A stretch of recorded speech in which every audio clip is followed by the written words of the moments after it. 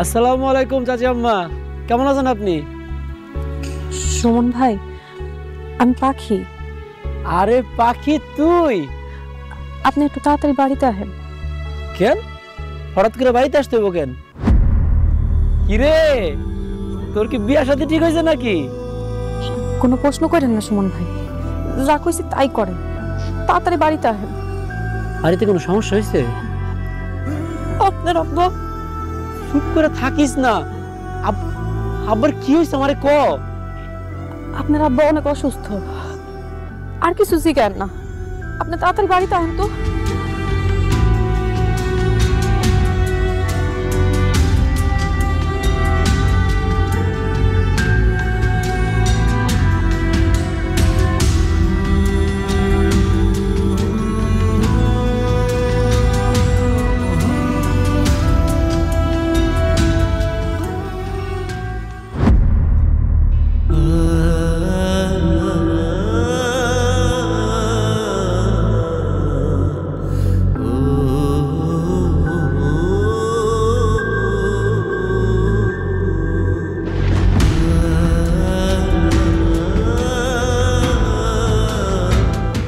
এখন গরম পানি করে আইছি, লাস্টটা গোসল করানোর দরকার ভাই।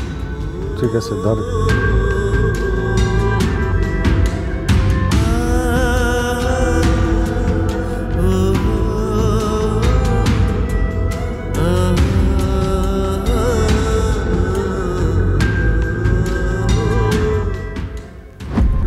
চাচা, ঘটনা কি? সে আমাকে ছেড়ে চলে গেছে, সে আর নাই।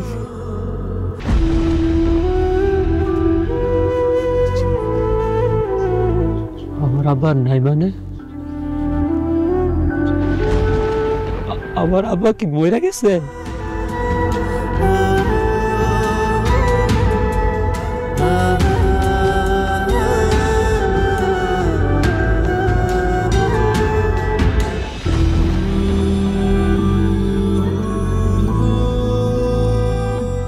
আব্বা তুমি চলে গেলা, সারাটা জীবনের লেগে তুমি চলে গেলা। যাওয়ার আগে তোমার কলিজার টুকরা পোলাটারে একটা বার জিগাইয়া গেল না আব্বা? আমি আব্বা করে ডাকবো কারে? আমারে আব্বা জান করে ডাকবো কেনা? আমার কষ্ট লাগলে, আমার খারাপ লাগলে আমারে কেনা কইব বাবজান? বাবজান রে, আমি আছি, তুই চিন্তা করিস না। আমি তোমার যাইতে দিতাম না আব্বা। আমার একলা করে তুমি যাইতে পারতো না, আমি তোমার ছাড়তাম না। আমি তোমার কোনোভাবে যাইতে দিতাম না আব্বা। আমি তোমার যাইতে দিতাম না আব্বা। বাবারে, বাবারে, তুই এরকম করিস না, পাগলামি করিস না। তোর বাবা চলে গেছে, আমি তো আছি। তুই যদি এরকম করতে থাকিস, কান্দাকাটি করতে থাকিস, তোর আব্বার আত্মা কষ্ট পাবে।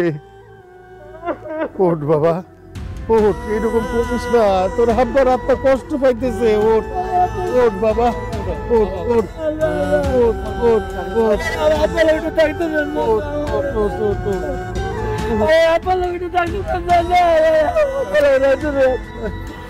আব্বার একটু কথা কইতে বললাম না।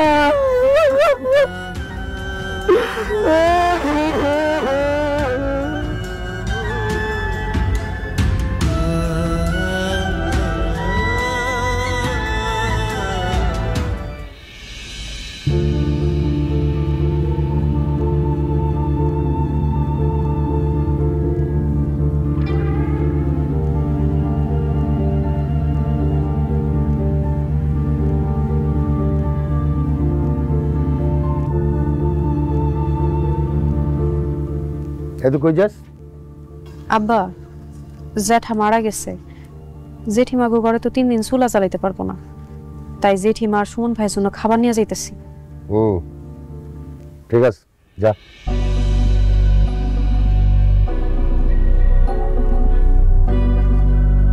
অনেক রাইত হইছে, খাইতে আসেন। চুপ থাকো, আমি আছি একটা জরুরি চিন্তা নিয়া, সে আছে খাওয়ান নিয়া। আপনার ভাইরে কবর দেওয়ার পর থেকে আপনি কি যেন চিন্তা করতেছেন? কি হয়েছে, কি চিন্তা করতেছেন? ভাইজান বাইসা থাকতে তো তারে সম্পত্তি ভাগের কথা কইতে পারি নাই। সে যেহেতু এখন মারা গেছে, আমার সম্পত্তির ভাগ আমার ভাতিজার কাছ থেকে বুঝা নিতে হবে। সম্পত্তি ভাগ করবে মানে? আপনার বাবার তো এই ভিটা বাড়ি ছাড়া আর কিছুই ছিল না। এখন যে এই সয় সম্পত্তি, জায়গা জমি আছে, সবই তো আপনার বড় ভাইয়ের কেনা। তো বড় ভাইয়ের কিনা সম্পত্তি আপনি অর্ধেক ভাগ পাইবেন কেমনে? আস্তে কথা কও। সম্পত্তি আমার বড় ভাই কিনলেও সে তো এখন আর পয়সা নাই, তাই তার সব সম্পত্তি আব্বার সম্পত্তি নামে চালাই দেব। আর সেই সম্পত্তির থেকে অর্ধেক সম্পত্তি আমার ভাগ বইলা আদায় করে দেব। যত সহজ মনে করতেছেন, ব্যাপারটা এত সহজ না। সুমনের বাপের কিনা সম্পত্তি আপনারা কেন ভাগ দিব? জীবনেও দিব না। সুমন পোলাপান মানুষ, সবসময় লেখাপড়া নিয়েই ব্যস্ত থাকে। আর বাপ কোথায় কি জমি কিনছে সে তো এগুলো কিছুই জানে না। আর দলিলপত্র সেগুলি তো আরো বুঝে না। এই সুযোগটাই আমার কাজে লাগাইতে হইবে।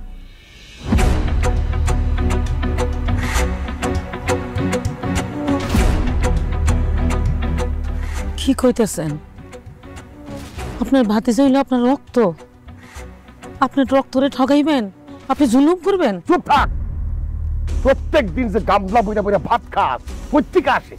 ভাইজান ছিল এতদিন, তার জমি চাষাবাদ কইরা ঠিকঠাক মতো খাইছি। আজকে ভাইজান নাই। তার ছেলে যদি সমস্ত সম্পত্তি তার নিজের দখলে নিয়ে নেয়, কি খাবি? সারা গোষ্ঠী না খায়া মরতে হইব। সেই জন্য ভাতিজারে ভুলায় ভালায় তার সমস্ত সম্পত্তি নিজের দখলে দিতে হইব। খবরদার, এই কথা যদি কাকপক্ষীও জানতে পারে, জানে মেরে ফেলাবো একদম।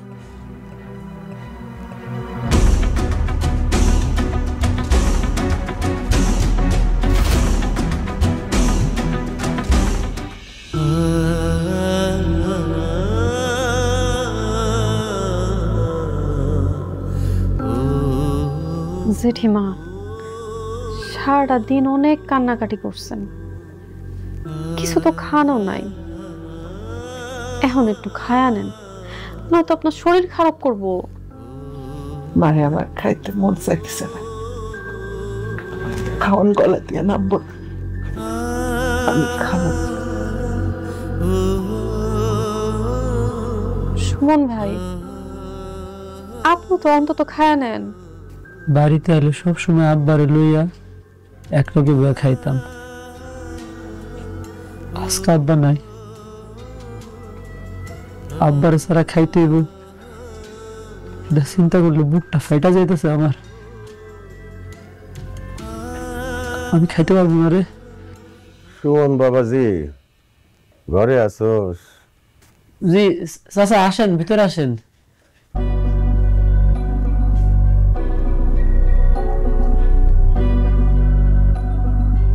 তোরে একটা কথা কইতে আইছিলাম।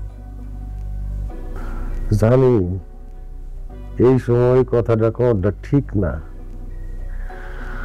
কিন্তু তুই তো আমার অবস্থা জানোস। খেত খাওয়ারি কইরা সংসার চলে, আর এই বছর ফসলও ভালো উঠে নাই। সেই জন্য কথাটা কওয়া খুব জরুরি হয়ে পড়ছে। আপনি কি কইতেছেন কোন? সমস্যা নাই তো? না মানে কইতে চাইছিলাম, তুই তো তোর আব্বার জানাজায় একটা ঘোষণা দিছিলি যে তোর আব্বার কাছে যদি কেউ টাকা পয়সা পায় তারা যেন তোর সাথে যোগাযোগ করে, তুই সেটা পরিশোধ করে দিবি। আমার কাছ থেকে তোর আব্বা 50,000 টাকা ধার নিছিল। টাকাটা কি 2-1 দিনের মধ্যে দিবি বাজার? কি বলেন চাচা, আপনি আব্বার কাছে 50,000 টাকা পাবেন? আব্বা আপনার কাছ থেকে টাকা ধার নিল কবে? 6-7 মাস আগে নিছিল, বলছিল এই মাসে দিয়ে দিব। তার আগেই তো আল্লাহ তারে দিয়ে গেছে। যাই হোক, টাকাটা যদি কালকে দিতে পারো ভালো হয়। চাচা, আব্বা যে আপনার কাছ থেকে টাকা ধার নিল এই ব্যাপারে তো আমার কোনোদিনও কোনো কিছু বলে নাই। আম্মা, আব্বা যে 50,000 টাকা ধার নিছে চাচার কাছ থেকে, তুমি কি ব্যাপারে কোনো কিছু জানো? না, এই ব্যাপারে আমিও কিছু জানি না, আমার কিছু বলে নাই। আমি যতদূর জানি সে কারো কাছ থেকে কখনো টাকা পয়সা ধার করে নাই। ধার দেনা করা তার খুব অপছন্দ ছিল। চাচা, আমি কিন্তু এরকমটাই জানি। ছোটবেলা থেকে আব্বারে কারো কাছ থেকে কোনোদিন একটা টাকাও ধার নিতে দেখি নাই। আমার মনে হয় আপনার কোথাও ভুল হইতেছে। বাবা সুমন, তোর আব্বা আমার কে? আমার আপন বড় ভাই, তুই আমার ভাতিজা। আমি কি মিশা কথা কইয়া তোর কাছ থেকে 50,000 টাকা নিব? তুই এটা ভাবলি কেমনে? এই হারাম যেন আল্লাহ আমার না খাওয়ায়। টাকাটা পাইজানের খুব জরুরি ছিল, সেই জন্য তোর কিছু জানাই নাই। আর আমারও কইছিল আমি যেন তোর কিছু না জানাই, সেই জন্য আমি জানাইতে পারি নাই। আব্বা, আমি তো দেখতাম মাঝে মাঝে তুমি জ্যাঠার থেকে টাকা নিতা। জ্যাঠা যে তোমার কাছ থেকে টাকা ধার নিছে এটা আমার বিশ্বাস হয় না। এই বড় মধ্যে কথা কাজ কেন? চাই টাকা পাখিরে ধমকায় না। তোমার কাছ থেকে তোমার ভাইজান যে টাকা ধার নিছে সেটার কোনো প্রমাণ আছে তোমার কাছে? ভাবি, এটা আপনি কি কইলেন? ভাই ভাইয়ের কাছ থেকে টাকা নিছে, সেই জন্য প্রমাণ রাখবো? আমার বড় ভাই আমার বাপের মতো আছিল, তার আমি অন্ধের মতো বিশ্বাস করতাম।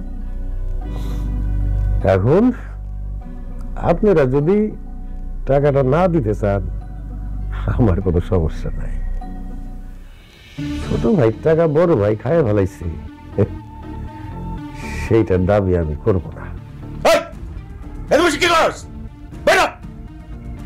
দাঁড়ান চাচা, আমার আব্বা মরে গেছে। আমার আব্বা কোনো দাবির তলে থাকুক এটা আমি চাই না। তাছাড়া আপনি আমার চাচা, আপনি তো আর আমার লোকে মিশা কথা কইবেন না। আপনার টাকা আমি এখনই দিয়ে দিতেছি। বাইরে ভাই, তুমি কিসের মধ্যে পালায় আচ্ছা, আপনার টাকা পুরা 50,000 টাকাই দিলা বাবা। তোমারও তো খরচ বরচ আছে, 20,000 টাকা রাইখে দাও, 2 দিন পরে দিলেও লাগবো না, তোমার পাওনা টাকা তুমি নিয়ে আসো। ঠিক আছে ভাবি, আপনি যা করবেন তাই। তুই থাক, তোর জেঠিবার একটু দেখভাল কর, সারাদিন খাই নাই, দেখ খাওয়াইতে পারস তুই। তুই রাইতে থাইকে যাইতে।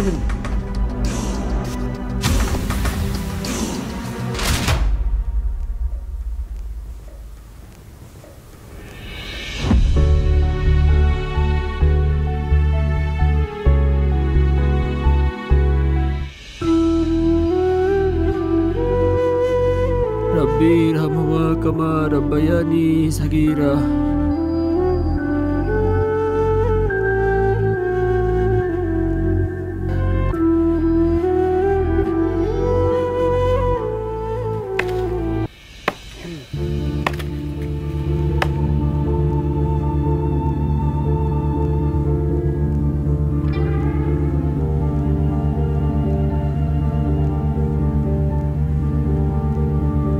এই ভাইজান, এই দাঁড়ান, গাছের মধ্যে কূপ দেন না আপনি।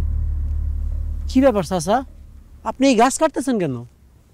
আর কইও না বাবা, আমাগো খাটটা অনেক পুরান হয়ে গেছে তো, শুইতে গেলে এখন খটর মটর আওয়াজ করে। এই জন্যে ভাবছি যে এই গাছটা কাইটা এটা দিয়ে একটা কাঠ বানাবো। খাট বানানোর জন্য আপনি এই গাছ কেন কাটবেন? এটা তো আমাদের গাছ। তোমাদের গাছ মানে? গাছ তো লাগাইছি আমি, তোমাদের হইলো কেমনে? চাচা আপনি মনে হয় ভুলে গেছেন, এই গাছটা আপনি লাগান নাই, আমার আব্বা নিজের হাতে লাগাইছে। ফালতু কথা বইলো না বাবা, তোমার আব্বা গাছ লাগাইবো সেই টাইম তার কই আছিল? সে তো সারাদিন স্কুল, পোলাপান, লেখাপড়া এইগুলো নিয়েই ব্যস্ত থাকতো। আর ঘরের যত কাজ, ক্ষেতের যত কাজ সব আমারও দিয়া করাইতো। এই যে বাড়ির আশেপাশে যত গাছ আছে এইটা ছাড়া আরো যত গাছ সব আমার লাগানো, আমার গাছ। আবার তুমি কি কইতেছো এইসব?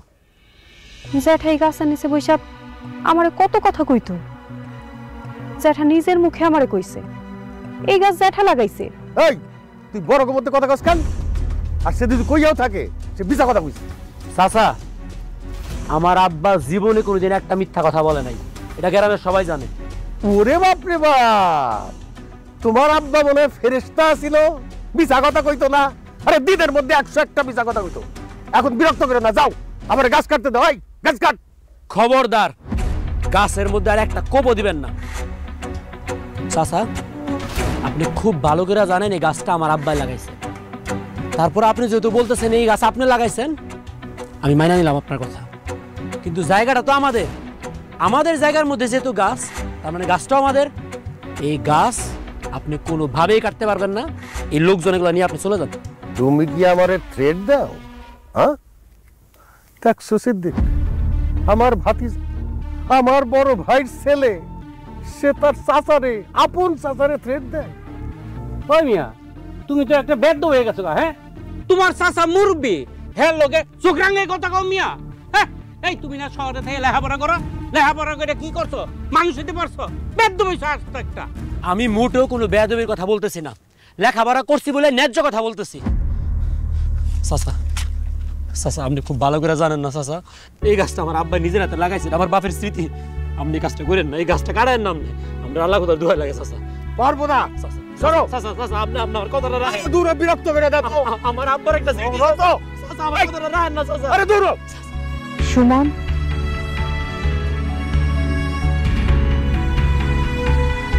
আম্মা,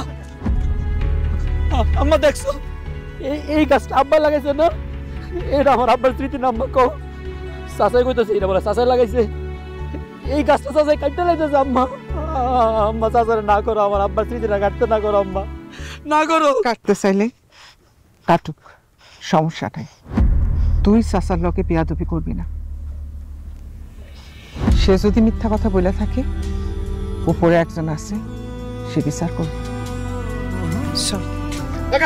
আব্বার স্মৃতি আম্মা।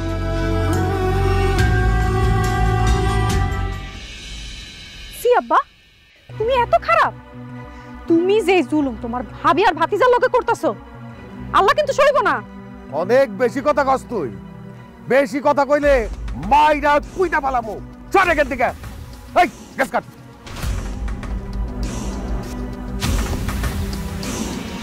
বিলাল ভাই, হ্যাঁ। এই যে দেখছেন না গরু দুটা, হ্যাঁ। এই দুটা আমার আব্বার গরু।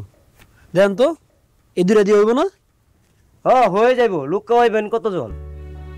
লোক মনে করেন 250, 300 এরকম হইব।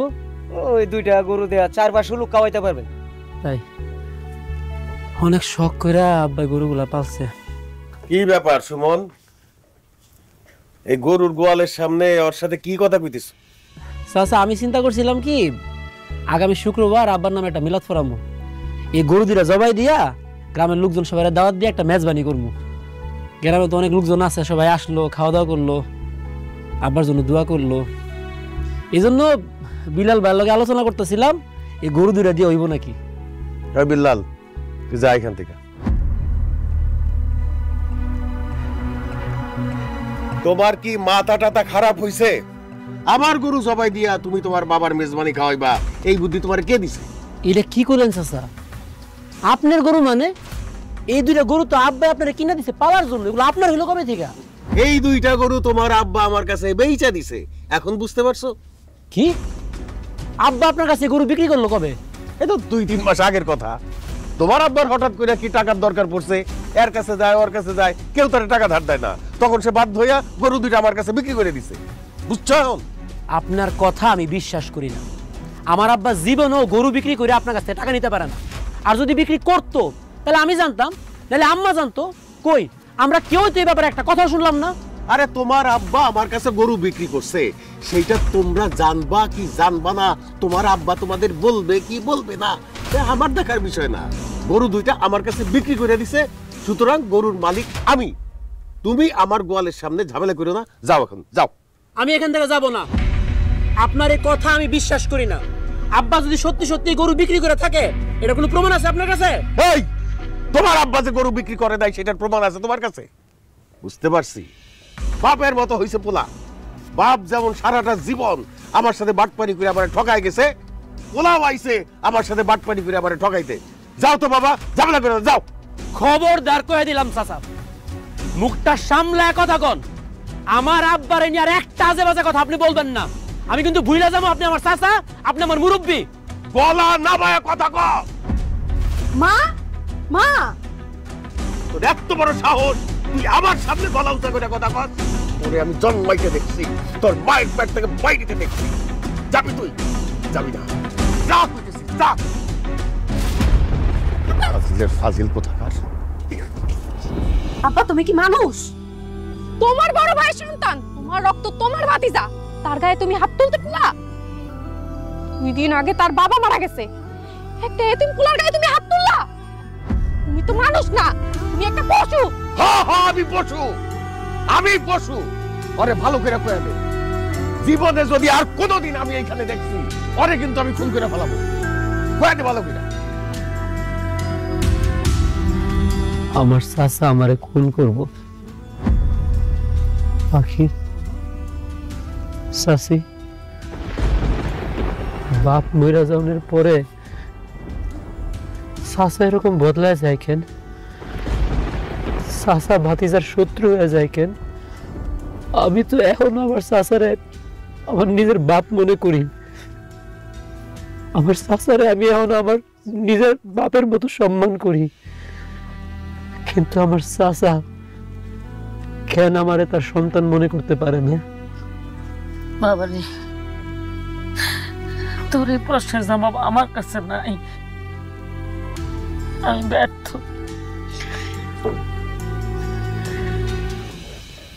কিরে সুমন,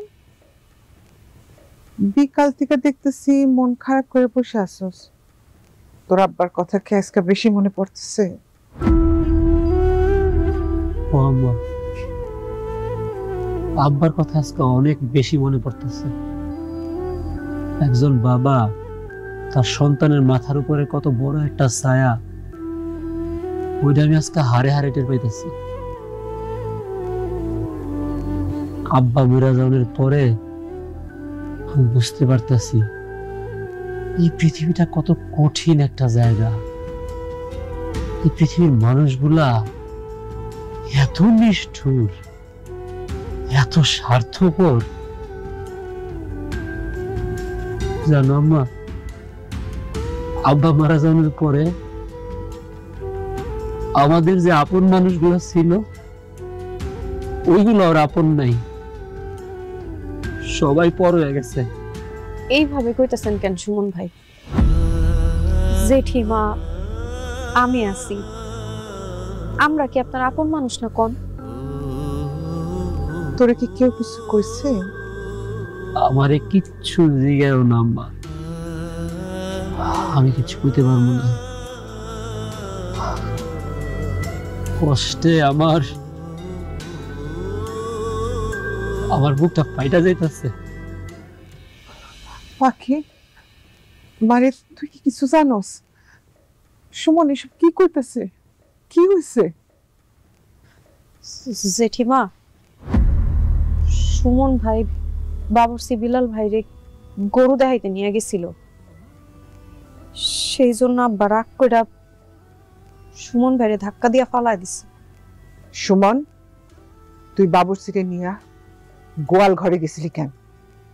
আমি ভাবছিলাম সামনের শুক্রবার আব্বার জন্য একটা মিলাদ পড়াবো, আমাদের কাছে তো এখন কোনো ক্যাশ টাকা নাই, এই জন্য চিন্তা করছিলাম আব্বা যে 2টা গরু কিনা দিছে চাচারে পালার জন্য, ওই গরু 2টা জবাই কইরা গ্রামের মানুষজন সবাই দাওয়াত দেওয়া খাওয়াবো, মানুষজন আব্বার জন্য দোয়া করবো।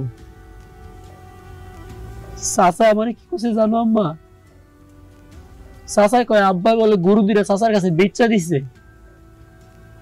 আমি কিল্লেগা গরুর কাছে গেলাম, এই জন্য আমার সাথে এত খারাপ ব্যবহার করছে। আমার আপন চাচা আমারে কয় আমি যদি গরুর কাছে যাই তাইলে সে আমারে খুন করে ফেলাইব। এই কষ্ট আমি কই রাখবো আম্মা, তুমি আমারে বুঝায় দাও। আচ্ছা তুই এতিম, তোর কেউ নাই রে বাপ, কারোর সাথে ঝগড়া বিবাদ করিস না বাপ। তোর বাবারে হারাইছি, আমি তোর মুখ ছায়া বাইসে আছি। তোর কিছু হইলে আমি বাঁচুম না, আমি একদম বাঁচুম না। জি যাক নিয়ে যাক, তুই বাধা দিস না বাপ। আল্লাহর কাছে বিচার দিবি, এই বিচার কর, আমার বিশ্বাস এই বিচার করবো, বিচার করবো বাপ। আল্লাহ রহম করো। আপনাকে মা ছেলে দুইজনরে সান্ত্বনা দেওয়ার মতো ভাষা আমার কাছে নাই। আমার আব্বা আপনার উপরে যে জুলুম করতেছে তারে আমার বাপ বলে পরিচয় দিতে লজ্জা লাগতেছে। আল্লাহ আমাদের উপর রহম কর।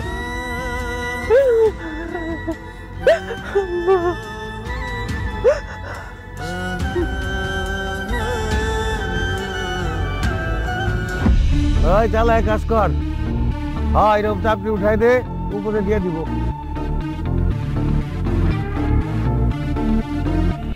সুমন ভাই, আমার আব্বা যেভাবে আপনার উপরে জুলুম শুরু করছে, আমার মনে হয় এখন আর আপনার চুপ করে বসে থাকা উচিত হইব না। আপনি জলদি এলাকার গণ্যমান্য 2-1 ব্যক্তিরে জানান, আমার আব্বার নামে বিচার দেন, সালিশ বসান। সালিশ বসামু? কার নামে সালিশ বসামু? নিজের চাচার নামে? নিজের পরিবারের গোপন কথা বাইরের মানুষজনের শোনামু? উপরের দিকে থুতু দিলে ওই থুতু নিজের মুখেই পড়ে। চাচার নামে যদি সালিশ বসাই তাহলে অপমানটা আমারই হইব। কিরে সুমন, তুই এখানে? তো চাচার যে দেখলাম তখন জমির মাঝখানে আইল বানতাছে। জমির মাঝখানে আল বসাতেছে?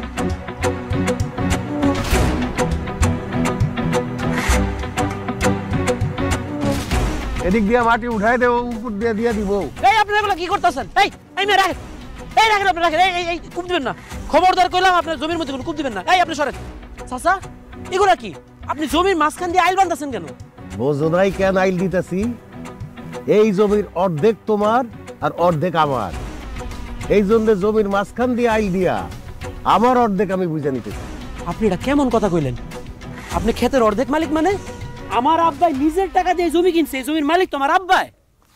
ফালতু কথা বললো না সুমন, তোমার বাপে কিনবো জমি, খাইয়া কাম আছে আর?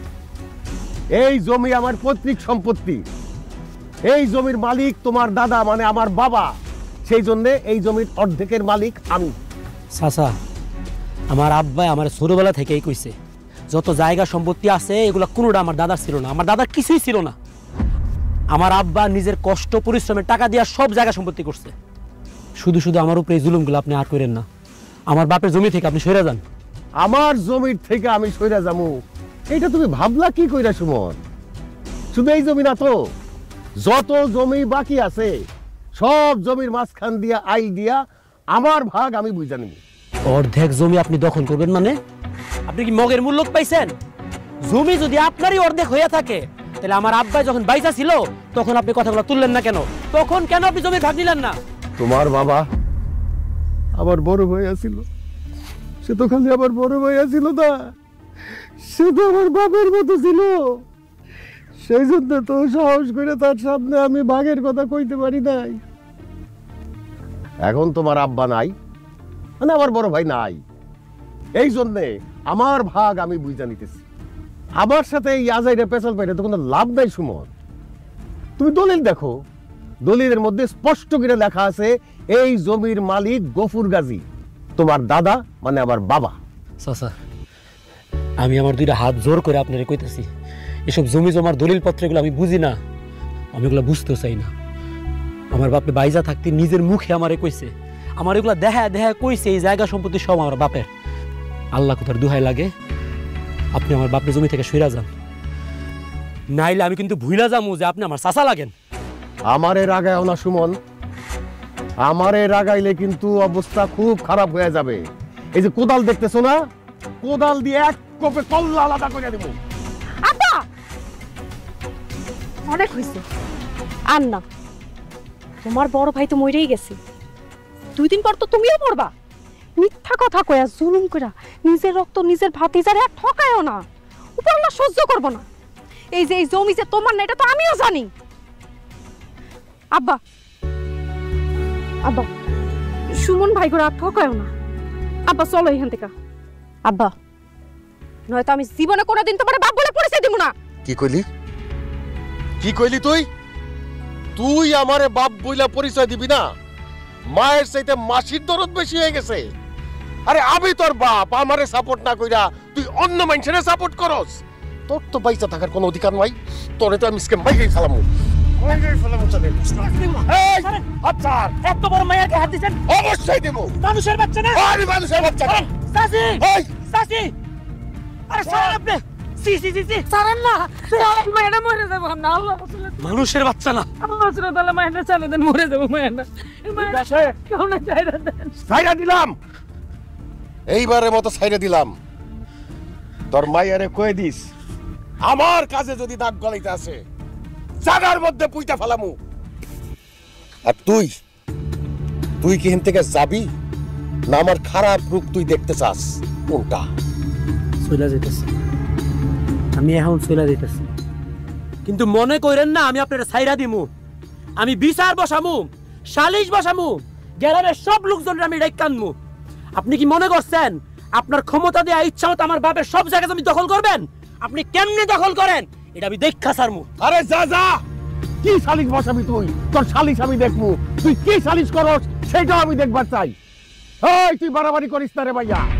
এই কাম কর, তাড়াতাড়ি কাম কর।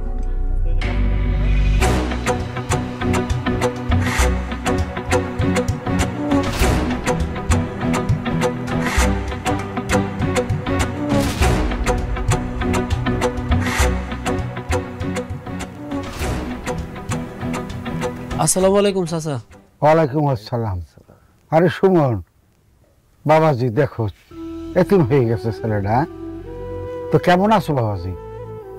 ভালো নাই, আমি আর আমার আম্মা অনেক বিপদের মধ্যে আছি। কি কো? বিপদ আছে মানে কি বিপদ? আমার তো আব্বা মরে গেছে।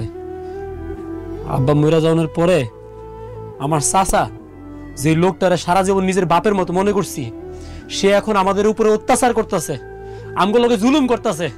কি অত্যাচার করতেছে সেটা তো বলবা। চাচা, এই লোকটা আমার আব্বার গাছপালা, গরু ছাগল, জায়গা জমি যা কিছু আছে সব দখল করে ফেলতেছে। কি কও? তোমার চাচা তুমগো জমি জমা দখল করবো কেমনে? তুমগো জমি জমা তো সব তোমার বাপের নিজের টাকা কেনা। এই জমিতে তো তোমার চাচার কোনো হকই নাই। এই কথা তো আমি তারে বলছি, কিন্তু সে তো কিছুতেই মানতেছে না। সে আমার উল্টা বুঝাইতেছে যে যত জায়গা সম্পত্তি আছে সব আমার দাদার নামে, আর যেহেতু দাদার নামে সম্পত্তি, এই সম্পত্তির অর্ধেক ভাগ সেও পাইবো, আর এই অর্ধেক ভাগ নেওয়ার জন্য সে উইঠা বিড়া লাগছে। দেখছো কাজী, দেখছো বাসার কত বড় হারে হারামি। এ ভাইটা মরিয়ে সারতে পারে নাই, বাতিজারে এতিম হয়ে গেছে, এদিকে খেয়াল নাই। এখনই তার সয় সম্পত্তি যে এনেছে আছে এটি দখল করার চেষ্টা করতেছে। আরে বাসারের বাপের তো কোনো সয় সম্পত্তিই ছিল না। যত সয় সম্পত্তি এখন দেখতেছো, এই সয় সম্পত্তি সব হলে সুমনের বাপ রশিদ মাস্টারের কেনায় এই সয় সম্পত্তি। আর বাসারের জমিগুলো নিয়ে বর্গায় চাষ করতো, আর এখন সে নাকি কয় এই সয় সম্পত্তি সবই তার। না না না না না, আমরা এলাকায় এই ময়মুরব্বি থাকতে এই বাসার এই বাতিজার উপরে জুলুম করবে, এটা থইতে দেওয়া যায় না। আপনি ঠিক কইছেন হায়দার ভাই। সুমন এতিম দেখা ওই বাসার মনে করছে ওর কেউ নাই। সুমন, তুমি সালিশ ডাকো, ওই বাসারে কিভাবে টাইট দিতে হয় এটা আমরা ভালো করে জানি। চাচা, আমার বাপটা তো মরে গেছে, আমি আমার দুই চোখে খালি অন্ধকার দেখতেছি। সারা জীবন তো খালি লেখাপড়া নিয়ে ব্যস্ত ছিলাম, জায়গা জমি এগুলোর হিসাব কিতাব কোনোদিন বুঝতেও চাই নাই, কিছু বুঝতেও পারতেছি না। আমি সালিশের ব্যবস্থা করতেছি, আপনারা খালি ন্যায্য বিচারটা করে নেওয়ার জন্য। হায়দার ভাই, হ্যাঁ আপনি বললে আমি শুরু করতাম। করো, বসে থেকে লাভ কি? কি কোমরে ভাই, ভাষা খুঁজে পাইতেছি না। যেই রশিদ স্যারের বাড়িতে কি ঘটনা ঘটতো না ঘটতো কাক পক্ষীও টের পাইতো না, সেই রশিদ স্যার মরতে না মরতেই আমরা তার বাড়িতে বিচারে বসছি। রশিদ স্যার মারা গেছে, আল্লাহ তার বেহেশত নসিব করুক। রশিদ স্যারের একমাত্র ছেলে সুমন, সে আপনার নামে একটা অভিযোগ করছে। বাসার ভাই, অভিযোগটা কি সত্য? অভিযোগটা কি সেটাই তো জানলাম না, সত্যি মিথ্যা বলবো কি করে? এই অভিযোগ তোমার ভাতিজাই যে দেশে, এটা কি না জানিয়ে দেছে? এই তুমি যে এত খারাপ, এটা তো আমি আগে জানতাম না। এই তবে এই সালিশ দিতেই যাই না। এই না, তোমার ভাই মরিয়ে ছাড়তে পারে নাই, তুমি কি করলা? তার সয় সম্পত্তি, গরু বাছুর, গাছপালা সব লুটপাট করা শুরু করে দিছো। আরে ভাই, ভাই রে ভাই, আপনি একলা কেন চলে গেলেন, আমারে কেন দিয়া গেলেন না সাথে কইরা? হায়দার ভাই, হায়দার ভাই, আমার ভাইটা চলে যাওয়ার সাথে সাথে আমার ভাবি আর তার পোলা আমারে শত্রু ভাবা শুরু করছে ভাই। তারা আমার ব্যাপারে যা কইতেছে সব মিথ্যা কথা ভাই, একটাও সত্যি না। চাচা, আমি কোনো মিথ্যা কথা বলি নাই।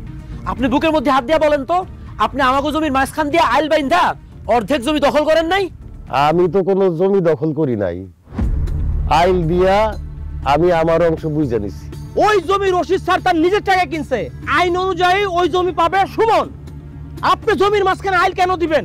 আপনি কি ভাবছেন এই এলাকায় কোনো বিচার আচার নাই? খবরদার, আপনি জমির ভিতরে আইল দিছেন, কালকে থেকে ওই জমির ধারের কাছে যাবেন না। ওই জমির মালিক সুমন। কাজী হায়দার ভাই, আপনারা দলিল দেখেন, দলিল অনুযায়ী এই সম্পত্তির অর্ধেক মালিকানা যদি আমার না হয়, আপনাকে জুতা আবার গালে। আপনারা যেই শাস্তি দিবেন আমি সেই শাস্তি মাথা পাইতে নেব। নেন, দেখেন দলিলটা খুলে দেখেন।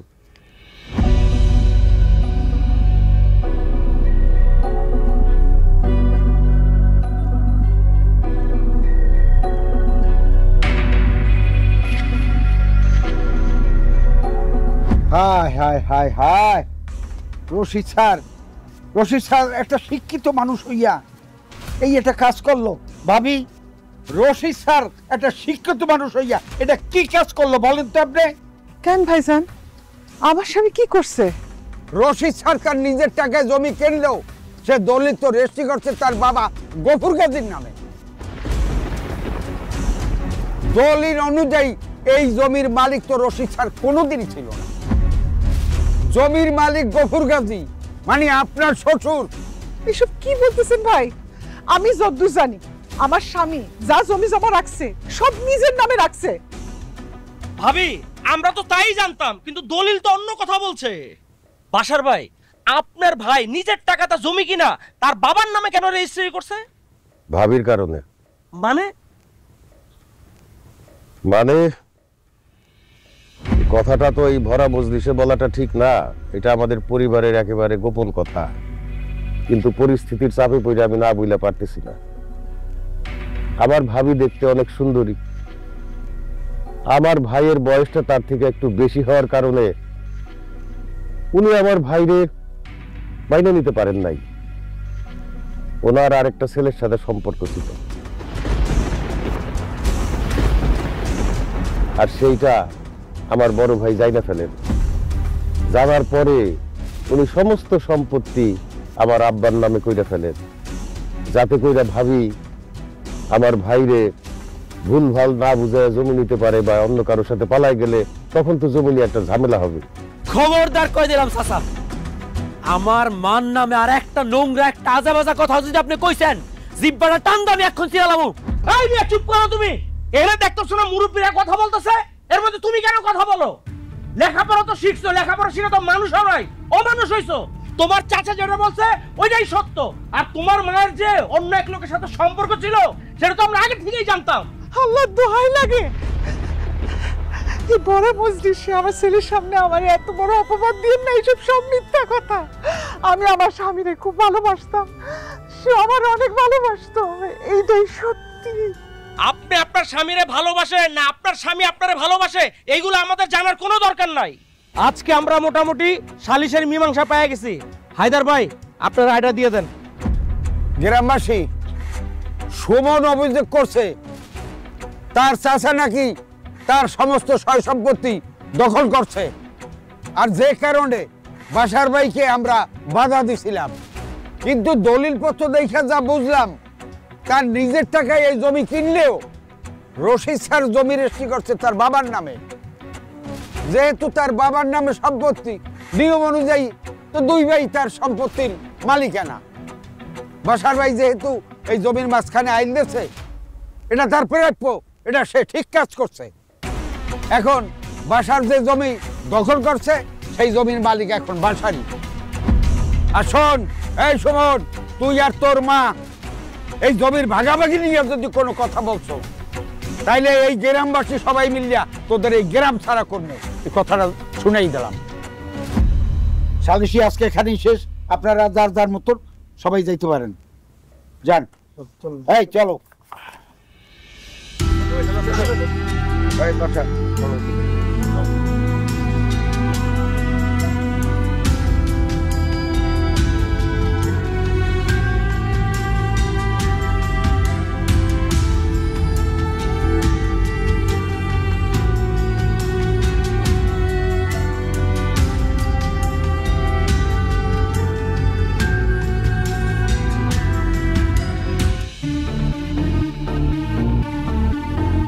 ও কাজী, আপনার 5,000। এই যে আপনার 5,000।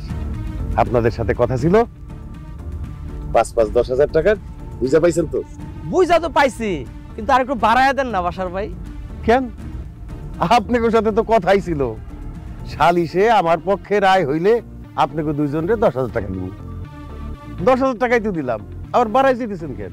আরে কথা তো ঠিকই আছে, কিন্তু বিষয় হলো বাসার তোমারে এই থতমাটা দিয়া যে ডিগলারটা দিলাম তাতে মিনিমাম 50 লক্ষ টাকার সম্পত্তি তুমি পাইছো। আমাকে একটু খুশি করলে সমস্যাটা কোনানে। কথাটা অবশ্য ঠিকই কইছেন। আপনারা যে সিটারি করছেন, এই সিটারিটা না করলে তো আমি এতগুলি টাকার সম্পত্তি পাইতাম না।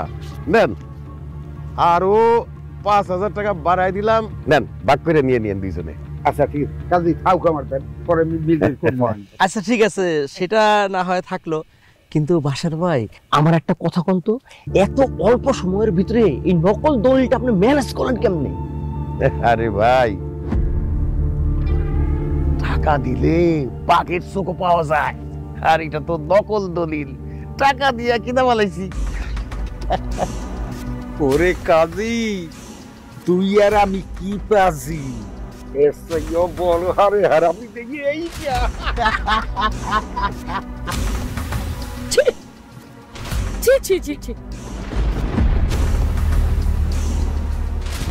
আপনি ঘুষ দিয়া বিচারে রায় কিনে নিচ্ছেন, টাকা দিয়া নকল দলিল বানাইয়া আপন ভাতিজারে ঠকাইছেন, ধোঁকা দিচ্ছেন। আরে আপনি তো মানুষ না, আপনি একটা জানোয়ার। আপনার আমার স্বামী বলতে ঘৃণা লাগতেছে। আমার কি ইচ্ছা করতেছে জানেন? আজ যদি আমার বয়সটা একটু কম হইতো, আমার ঘরে যদি একটা বিয়ের উপযুক্ত মেয়ে না থাকতো, এই মুহূর্তে আপনার আমি তালাক দিতাম। একজন বাপ তার সন্তানকে তেজ্য করতে পারে, কিন্তু একজন সন্তান যদি তার বাপের তেজ্য করতে পারতো, আজকে আমি আপনারে তেজ্য করে দিতাম। আপনার মতো বাপের আমি কোনোদিনও পরিচয় দিতাম না। আপনার মতো বাপের ঘরে জন্ম নারিয়া এই দুনিয়াতে না হলে ভালো হতো। কাঁদিস না রে মা, কাঁদিস না। কার জন্য কাঁদবি? সে তো পাপী, আর পাপ পাপেরও ছাড়ে না। আপনি ধোঁকা দিচ্ছেন না, রক্তরে জুলুম করছেন না, ভাতিজার উপরে আপনি অপমান করছেন না। ভাতিজার আপনি ঠকাইছেন না, এটার বিচার এই দুনিয়াতে হইব, এটার বিচার দুনিয়াতে হইব, আপনার ক্ষমা নাই, কথাটা আপনি মনে রাখেন।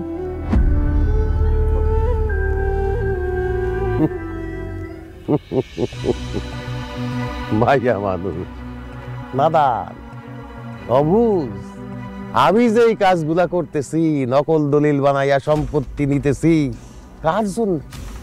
তোরাই তো ভোগ করবি। কিছুই বুঝে না রে। আর কি কয়ে গেল যাওয়ার সময়, আমি অমানুষ, আমি জানোয়ার। আবার বলে বিচার হইব, কে বিচার করব? হ্যাঁ, বিচার ওকে তো টাকা দিয়ে কি না বলামু।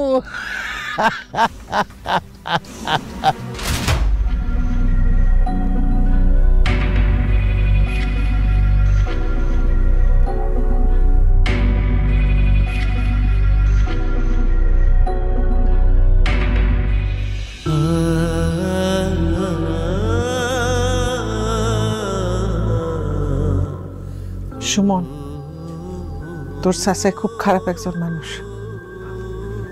তোর বাপের অর্ধেক জমি সে দখল করে নিছে, এখন তোর কোনো ক্ষতি করে পুরো জমি দখল করে নিব। তার আগে চল এখান থেকে চলে যাই আমি। চল। না আম্মা, এটা আমার জন্মস্থান, আমার বাপ দাদার ভিটা। চাচা জানোয়ার নিচে আমার বাপ দাদার ভিটা ছাড়ে আমি যাবো না। মুখ তুলি আনি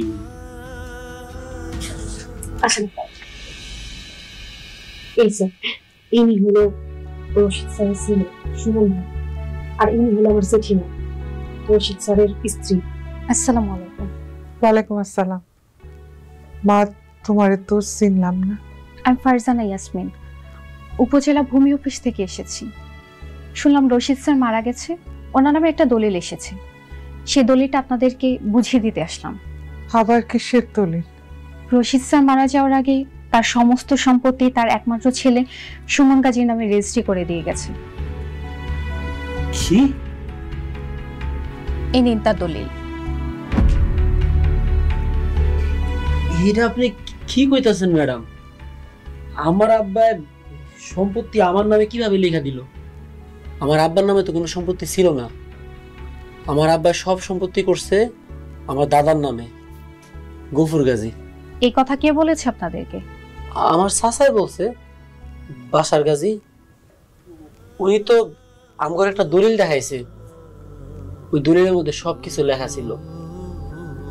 আমার আব্বা যত রকমের সহায় সম্পত্তি কিনছে সব আমার দাদার নামে রেজিস্ট্রি করছে। সেই জন্য তো আমার চাচা আমাদের সব সম্পত্তি অর্ধেক করে ভাগ করে নিয়ে গেছে। বিষয়টা আমরাও জানতে পেরেছি। শুনেন, আপনার চাচা আপনাদেরকে যা যা বলেছে সব মিথ্যে। আপনার বাবা আপনার বাবার সমস্ত সম্পত্তি তার নিজের নামে কিনেছিল এবং তার নিজের নামে রেজিস্ট্রি করা ছিল। আপনার চাচা আপনাদের সম্পত্তি দখল করার জন্য নকল দলিল বানিয়ে আপনাদেরকে ধোঁকা দিয়েছে। এগুলো কি বলেন আপনি?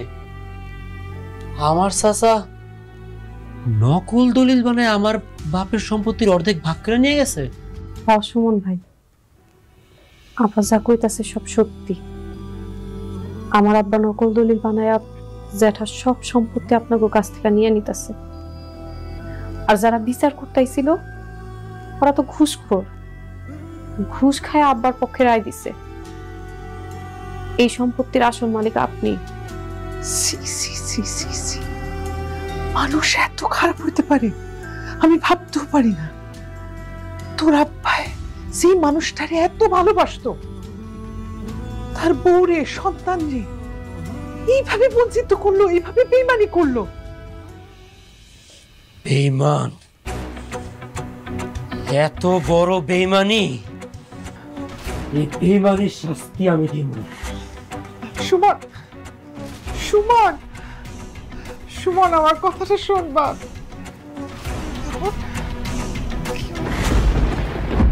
এই যে নেতে আছো খাওয়াইতে, ওই যাই ওখানে কিন্তু আবার কাস্টমি করিও না। এই বয়সে এখন যা মনটা চায় সব কিন্তু খাওয়াবা। আরে কি কন না কন, আপনি যা খাইতে চান সব খাইবেন, কোনো কমতি হবে না। না না ঠিক আছে, মিনিমাম 50 লক্ষ টাকার সম্পদ। হ্যাঁ কিন্তু তোমারে লই দিছি।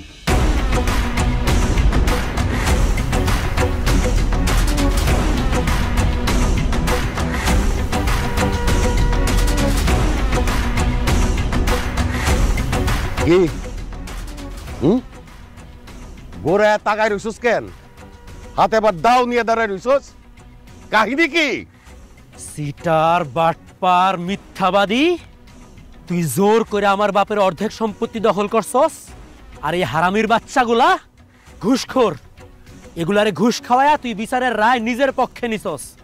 এই যে দেখ, এটা হইতাছে দলিল, আসল দলিল, যেটা আমার আব্বাই কইরা গেছে। এই দলিল অনুযায়ী সব সম্পত্তির মালিক আমি নিজে। এমনকি তুই যেই বাড়িতে এখন থাকস, ওই বাড়ির ভিটা জমি সবকিছুর মালিক আমি। অনেক অত্যাচার করছস তুই, অনেক জুলুম করছস তুই আমার উপরে। এমনকি আমার ফুলের মতো নিষ্পাপ মায়ের নামে তুই কলঙ্ক পর্যন্ত দিছস। আমি তোরে ছাড়মু না, আমি তোরে ছাড়মু না। আমার হাত থেকে তোরে কেউ বাঁচাইতে পারবো না। তোরে আমি খুন করে আলাম, কুত্তার বাচ্চা, তোরে আমি খুন করে আলাম।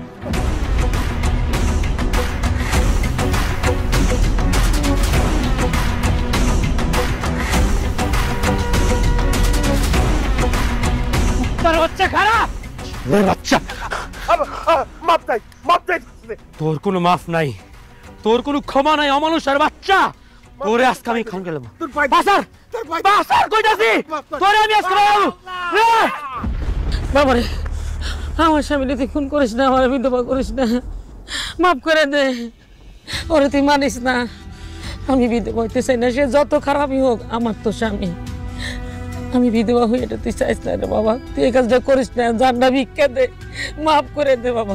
সুমন ভাই, আমার আব্বার জানে মারেন না। হ্যাঁ, যে জুলুম আপনাকে উপরে করছে তার শাস্তি সে পাইবো। আমার আব্বারে সাইরা দেন। সুমন, তুমি তোমার চাচাকে মেরে আইন নিজের হাতে তুলে নিও না।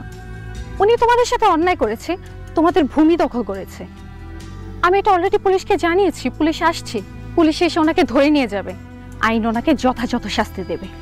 একজন সন্তানের বাবা মইরা গেলে সন্তান কতটা নিরুপায় হয়ে যায়, কতটা কষ্ট লাগে, ওইটা আমি জানি।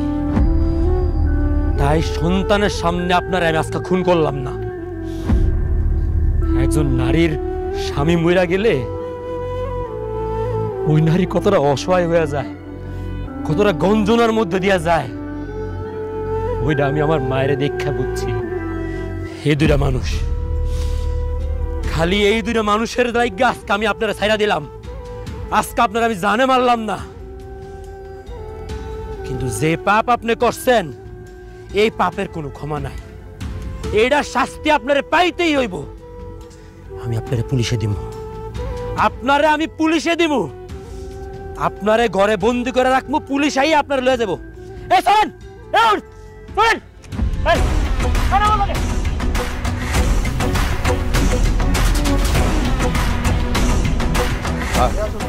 দারোগা স্যার, আবার নিয়েন না, আমার কোনো দোষ নাই। দারোগা স্যার, দারোগা স্যার, তারে থানায় নেওয়ার দরকার নাই।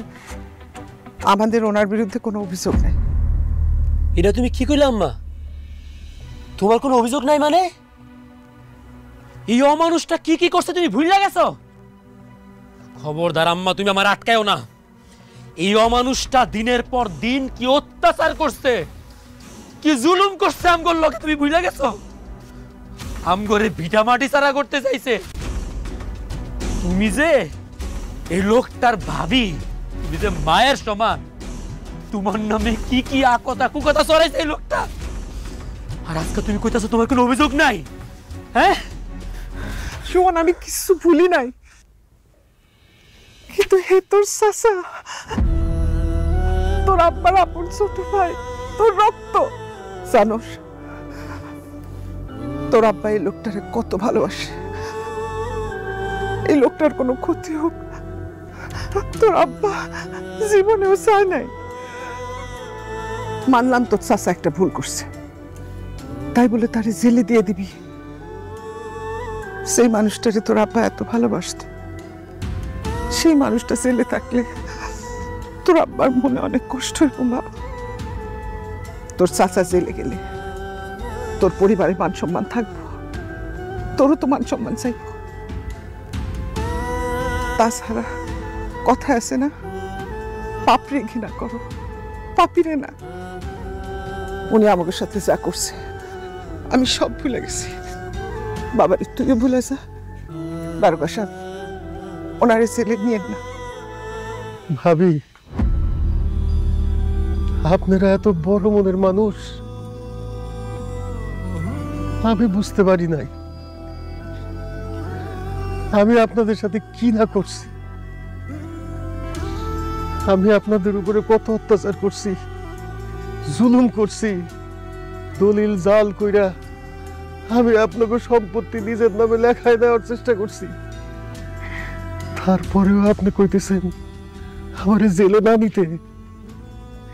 আসলেই ভাবি, আমার ভাই, আপনি, আমার ভাতিজা, আপনারাই মানুষ, আমি আসলেই মানুষ।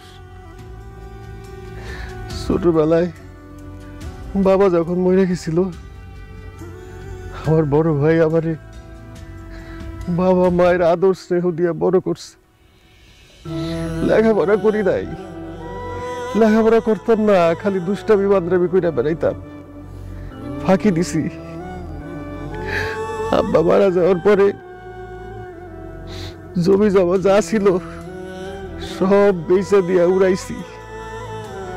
আমার বড় ভাই আমারে কইছে, তুই যে তোর জমি জমা বেচে দিছ সেটা কাউরে কইস না।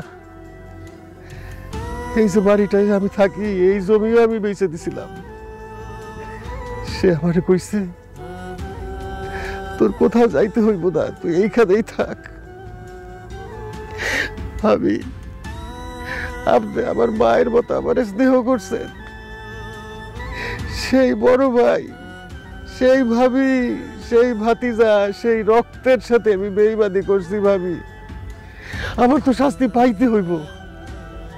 আমার শাস্তি না পাইলে আমার তো প্রায়শ্চিত্ত হইব না ভাবি। দারোগা সাহেব আমার নিয়ে চলেন, আমি জেলে যাইতে চাই। দারোগা সাহেব আমার শাস্তি দেন। মানে মানে আমি অনেক জুলুমবাজ, আমি অনেক জুলুম করছি, আমি অমানুষ হয়ে গেছিলাম, আমি অন্ধ হয়ে গেছিলাম, আমি অনেক অন্যায় করছি, মানুষের সাথে জুলুম করছি, আমার রক্তের সাথে জুলুম করছি। আমার তো শাস্তি পাইতেই হইব রে মা, আমার শাস্তি পাইতে হইব। আমার তো প্রায়শ্চিত্ত দরকার। যতদিন আমার প্রায়শ্চিত্ত না হইব আমি জেলে থাকুক। প্রায়শ্চিত্ত হইলে আমি সইটা আসুক রে মা, আমার বিদায় দে, আমার আটকাইস না। দারোগা সাহেব আসেন।